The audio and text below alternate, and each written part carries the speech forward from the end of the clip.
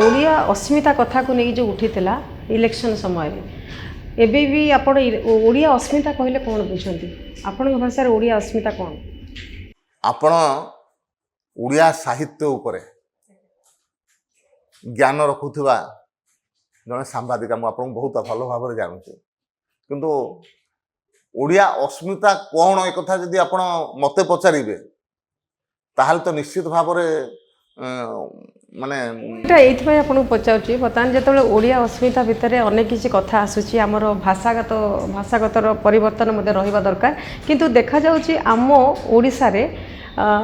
इंग्राजी medium पिला मानकु बेसी प्राधान्य दिया जाउची सरकारी स्कूल गुड़ाक प्रति बेसी प्रति एते गुरुत्व दिया जाउ नै तबे मोहन सरकार मो सरकार कौन रोची ओडिया अस्मिता उपर तांकर कार्यानुष्ठान से कौन नेबे एवं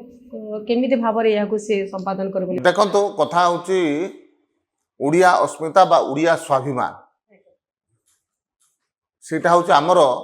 समस्त ओडियांकर गोटे माने गोटे अत्यंत हृदयर भावना कहले चले एवं ओडिशा होची प्रथम राज्य भाषा भित्तिक राज्य जहाँ 1936 मसीह मध्य होता ओडिया भाषा को छाड़िकी ओडियार परिचय किसी न हो पारे से दृष्टि आपड़ देखिए 2 दिन तले मुख्यमंत्री ओडिया रे अधिक रु अधिक कम्युनिकेशन हो सरकारी चिट्ठी पत्र जाऊ से दृष्टि गोटे नोटिफिकेशन जारी कर विज्ञप्ति जारी कर से दृष्टि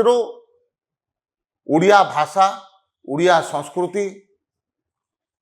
यार केमते उन्नति हो पार केमते ये आगो को जाई पारिबो सरकार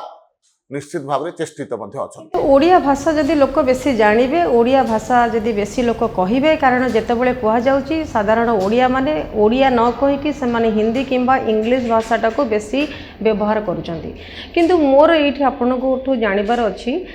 जे जेतेबेले ओडिया कथा बेसी लोक कहिबे किंबा ओडिया भाषा शिखिबे लाभ कौन हबो कारण ओडिया कहूतबा लोक इंग्राजी कम जानिथिबा लोकर आजिका दिन रे दरमा केते भुवनेश्वर केते दरमा जदि आपण टिके ग्रामांचल को पळांतु जो लोक इंग्लिश जानिनी केवल ओडिया जानिछि तार केते दरमा आपण देखंतु ताले काहे के ओडिया भाषा लोक शिखिबे बेसी देखंतु गंगाधर मेहरंकर गोटे उक्ति मोर मने पड़ुछि मातृभाषा मातृभूमिर ममता जाहुदे जनमी नाही ताकू जदि ज्ञानी गणरे गणिबा अज्ञान रहिबे काहे तो से दृष्टि जदि ए प्रकार भावना कहा पाखरे थाए मु भावुछि ये उक्ति से प्रযোज्य एक एवं द्वितीय कथा आसुची जेतेबेले मुख्यमंत्री गोटे विज्ञप्ति जारी करिसेंती जे ओडिशा सरकारंकर समस्त कम्युनिकेशन बा समस्त पत्राळप बा जोटा पत्र विनिमय ये समस्त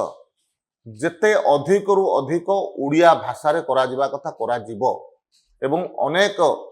विज्ञप्ति ओडिया रे आरंभ हलानी एवं जो मानसिकता गोटे लंबा समय धरिक रही आसीथिला जी इंग्राजी जानिनी बोधे सी ता पाखरे ज्ञान नाही मते कहंतु गंगाधर मेहर कौन जानी नथिले फकीर मोहन सेनापति हुंतु गोपबंधु दास हुंतु चाणक्य हुंतु एमाने तो इंग्राजी जानी नथिले गोपबंधु दास से माने किछि जानिथिले अवश्य किंतु चाणक्य तो जानी नथिले तो सेमाने एते बड़ ग्रंथ सब रचना केमती करी गले पूरा विश्व को मार्गदर्शन करी गले तो से दृष्टि ओडिया भाषा गोटे स्वतंत्र गुरुत्व अच्छी आपन देखुथिबे नुआ शिक्षा नीति आसुची केंद्र सरकार जो नुआ शिक्षा नीति आनुचंदी से शिक्षा नीति रे मध्य डाक्तरी पाठ ठारू आरंभ करी इंजीनियरिंग पाठ पर्यंत ओडिया बही रे पढ़ा जिवार व्यवस्था मध्य होउची एवं डाक्तरी पाठर ओडिया बही मध्य तैयारी करिबा पई प्रिंटिंग करिया पई गोटे कमिटी हेकरी तार कार्य मध्य आरंभ हो सारी तो से दृष्टि जो माने ओडिया रे भाषा रे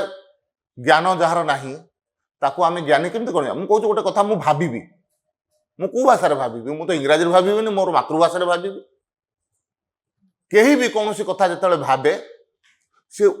निजर मातृभाषा रे भाबे एवं आमे ओडिया माने जतबेले कोनोसी कथा भाबिबा ताको ओडिया रे ही भाबुथुबा किंतु परवर्ती अवस्था जदि किए कहीकि इंग्राजी तार ट्रांसलेट करी ज्ञानी हो ମୁଁ ଭାବୁଛି ଏଟା ଉଚିତ ନୁହଁ।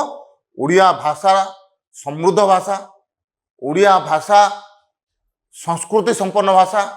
ଓଡ଼ିଆ ଭାଷାକୁ ସାଂସ୍କୃତିକ ମାନ୍ୟତା ମଧ୍ୟ ମିଳିସାରିଛି। ଓଡ଼ିଆ ଭାଷା ଇଂରାଜୀ ଭାଷା ଠାରୁ ମଧ୍ୟ ବହୁ ପୁରୁଣା। ତେଣୁ ଓଡ଼ିଆ ଭାଷାକୁ ଅପମାନିତ କରିବା, ଓଡ଼ିଆ ଭାଷା କହିକିରି କେହି ଯଦି ଲଜ୍ଜିତ ହେଉଥିବ, ଲଜ୍ଜିତ ହେବା একথা একদম ঠিক নুহ। ইয়াকু মধ্যে আমি নিন্দা করিবার আবশ্যকতা আছে ওড়িয়া হিসাবে, এবং ওড়িয়া ভাষা সংস্কৃতি কেমতি আগুক বড়িব সে দৃষ্টি চেষ্টা করা কথা। आम भाषा महान सबुले कह जाए आम माटी महान आम भाषा महान, किंतु जेतेबेले ओडिया जनक ओडिया कहिकी अधिक टंका से इनकम करि पारुथिबो